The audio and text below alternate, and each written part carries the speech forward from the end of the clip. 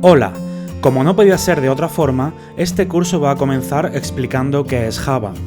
Pero antes de comenzar a explicar qué es Java, quiero aclarar lo que no es. Java no es JavaScript, de hecho no tiene nada que ver con JavaScript.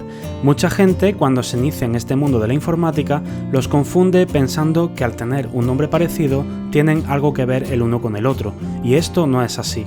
Java y JavaScript son dos lenguajes totalmente diferentes, cada uno ha sido creado por personas distintas para propósitos distintos, y tienen una forma de funcionar totalmente diferente. Y una vez aclarado esto, ahora sí vamos a ver qué es Java. Voy a darte una definición y luego voy a tratar de explicarla. Y esta definición es que Java es un lenguaje de programación de alto nivel, multiplataforma, multipropósito, concurrente y orientado a objetos. Si esta es la primera vez que haces un curso de programación, probablemente todo esto te suene a chino. Así que, aunque hay conceptos como los objetos que es imposible que entiendas ahora mismo, no te preocupes, porque poco a poco vamos a ir entendiendo estos y otros conceptos más avanzados. Ahora es normal que no lo entiendas, ya que aún no hemos entrado en materia. Voy a tratar de explicar cada una de las características de nuestra definición de Java.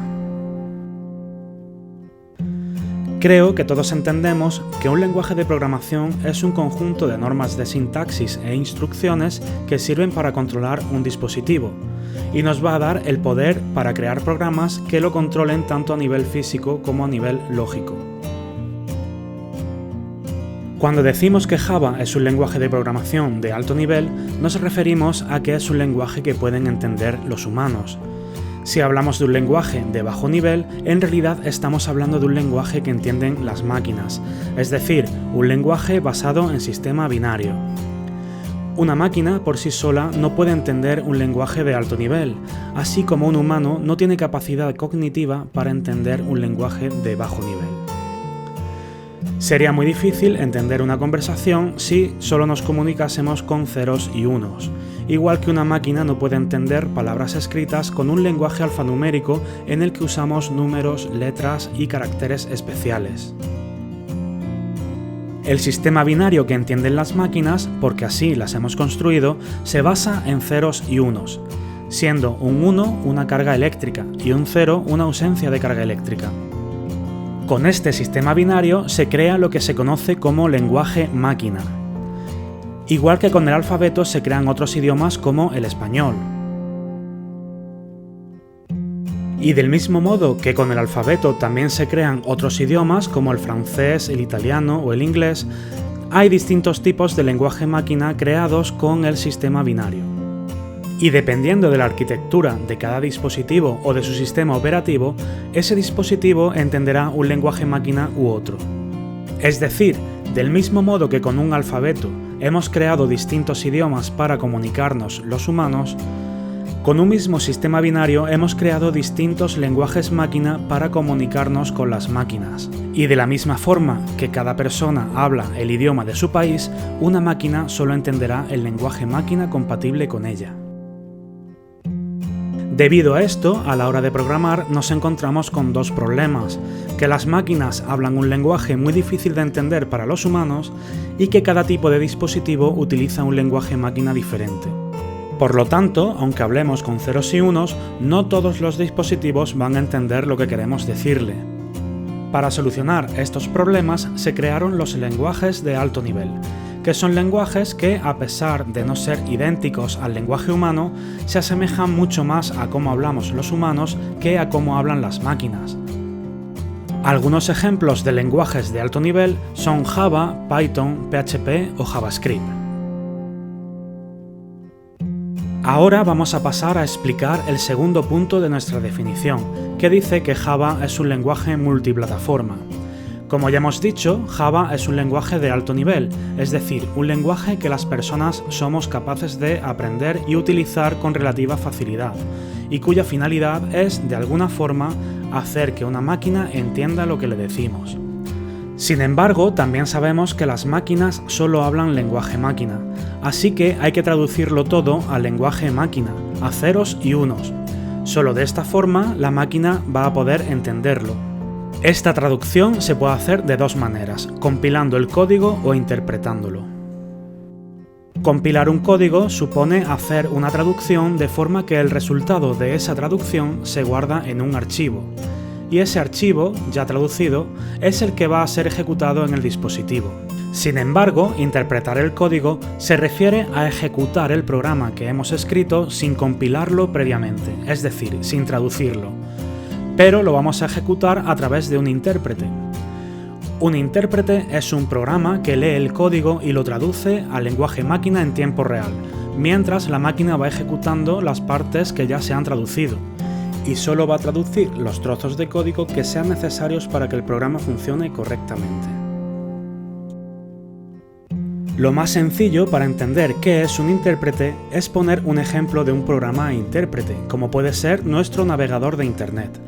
Si nosotros abrimos cualquier página web, el código de esa web no ha sido compilado, sino que el navegador de Internet lo lee línea a línea y lo interpreta constantemente según navegamos.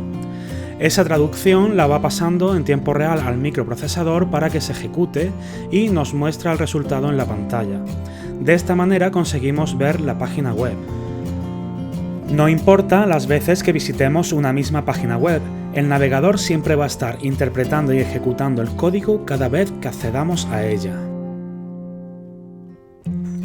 La ventaja de usar un lenguaje compilado es que la ejecución del programa será mucho más rápida, ya que todo está traducido a sistema binario y solo hay que ejecutar ese código en el microprocesador.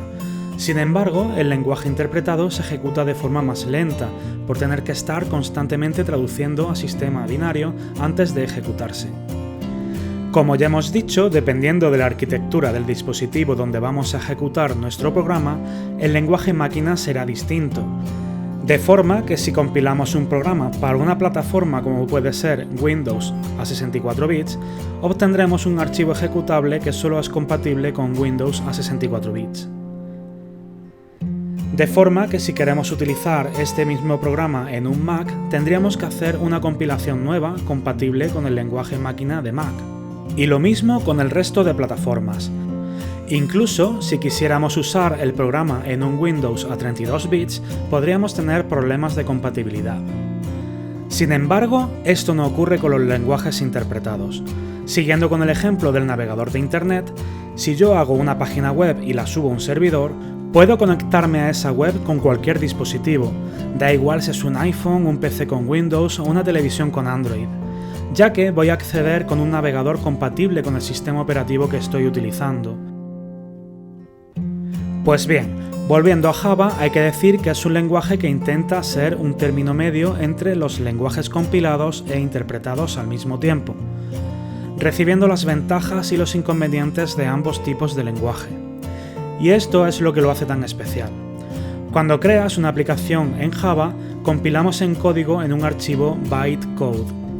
Bytecode es un lenguaje máquina para una máquina específica, que no es Windows, ni es Linux, ni es Mac. Bytecode es un lenguaje máquina para la máquina virtual de Java.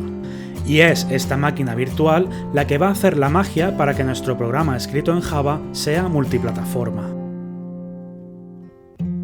La máquina virtual de Java es un programa que debemos instalar en nuestro dispositivo y se va a encargar de traducir nuestro archivo bytecode al lenguaje máquina correspondiente para posteriormente ejecutarlo.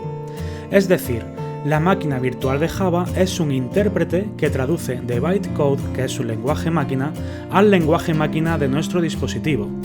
La diferencia con el ejemplo de la página web es que al estar ya traducido a binario, la interpretación se hace muy rápidamente. A esta máquina virtual de Java se le conoce como JRE o Java Runtime Environment. El JRE es algo que debes de tener instalado en tu dispositivo para poder ejecutar un programa escrito en Java. De la misma manera que necesitas un navegador de Internet para poder leer una página web. Esta máquina virtual puedes instalarla en Windows, Linux, Solaris o Mac, tanto en las arquitecturas de 32 como de 64 bits. El objetivo de todo esto es conseguir un lenguaje multiplataforma.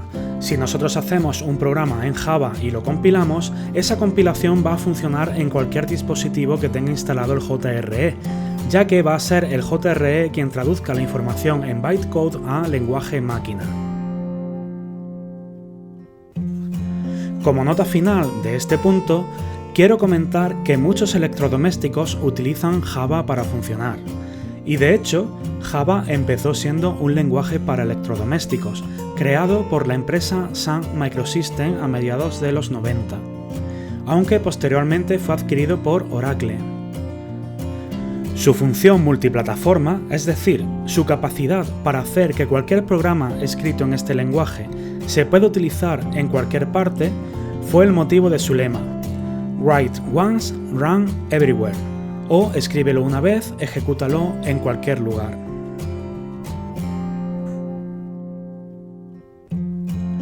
Y esto nos lleva al tercer punto de nuestra definición.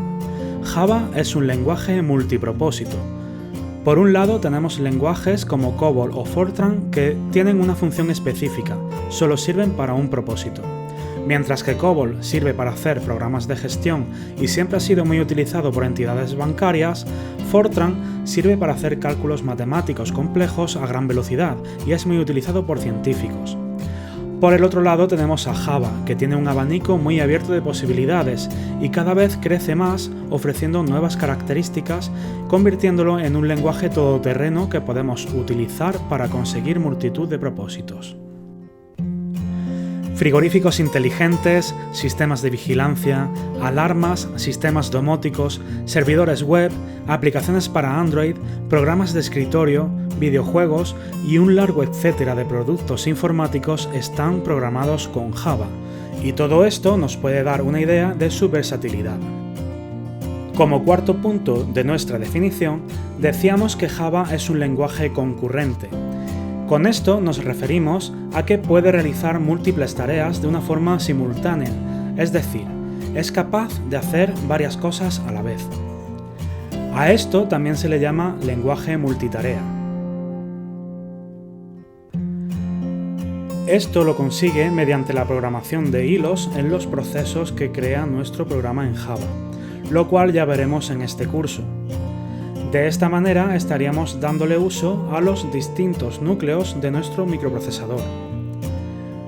Aún no sabemos qué es un hilo o qué es un proceso, pero esto es algo que también veremos en el curso. Pongamos el ejemplo de una aplicación como Microsoft Word, en el que el programa está haciendo varias tareas al mismo tiempo. Por un lado estamos escribiendo, por lo tanto el programa está recogiendo los datos y los muestra en la pantalla. Y a la vez el programa está corrigiendo la ortografía. Incluso podría estar actualizándose en segundo plano. Si Word no fuese un programa multitarea, tendríamos que dejar de escribir para revisar la ortografía o no podría actualizarse mientras lo utilizamos. Por lo tanto, el programa perdería parte de su usabilidad.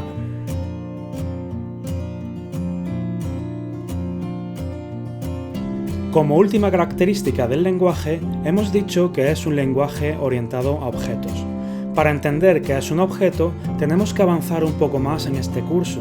Es algo que no puede explicarse el primer día, pero sí que quiero comentar que al programar de forma orientada a objetos, vamos a reciclar código.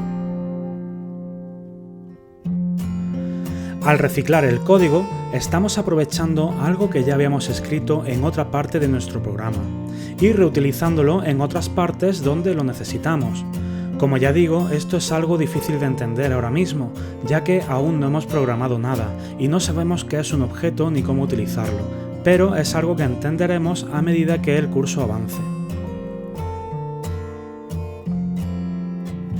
En el próximo vídeo vamos a instalar todo lo necesario para programar en Java y ya estaremos listos para comenzar nuestro aprendizaje.